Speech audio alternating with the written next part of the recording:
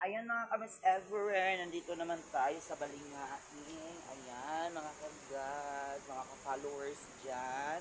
Ayan, sa lahat ng mga LGBT or bisexual, ayan, mga bi, ayan, nandito na kami sa Balingain ngayon. Ang nagawa yon, nag-aano siya ng palwa, nagpapaapoy, Coconut palwa.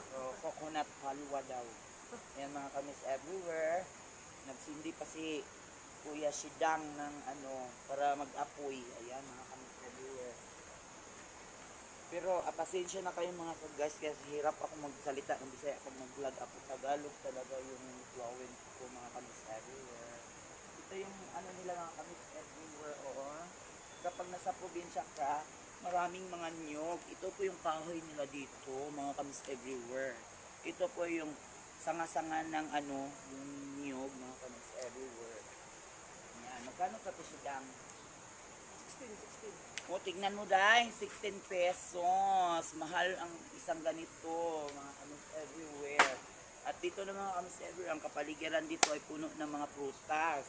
May mga lansones, durian, kung kahit ano pa, kung masipag ka lang magtanim, magkaroon ka ng ganitong farm, mga kamis everywhere. Ayan mga kamis everywhere. Ayan ang Davao City. Sa lahat mo na nanonood, thank you for watching. Ayan. Si hi Ate Sidang. Ayan mga ka-followers. Ayan guys, dito naman tayo bandang area. Ayan.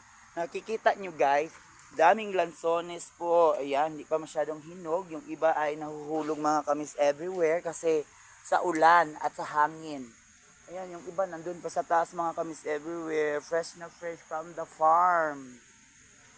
Ayan, kung may mga ganito kayo, mga lupain mga kamis everywhere, ay gagawin nyo yung madorian, lansones, kung ano pa man ng mga prutas ang itatanim. Ayan. Tapos dito naman na side, kulurup yung mga bahay. Ayan.